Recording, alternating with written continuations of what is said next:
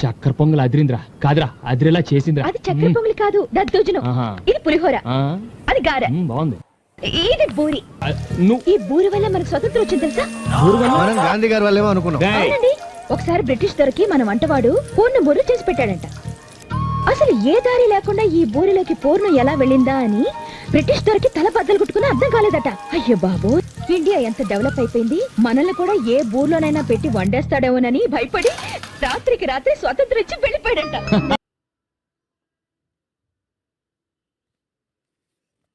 అదండి బూరి స్టోరీ. చాలానే ఉందని చెప్పుకోవచ్చు అనమాట కామెడీగా. సో ఈ వీడియో మీకు నచ్చిందని అనుకుంటున్నాను. Thank you for watching my video. And full video కావాలంటే నా కామెంట్ సెక్షన్లో కామెంట్ చేయండి. బాయ్,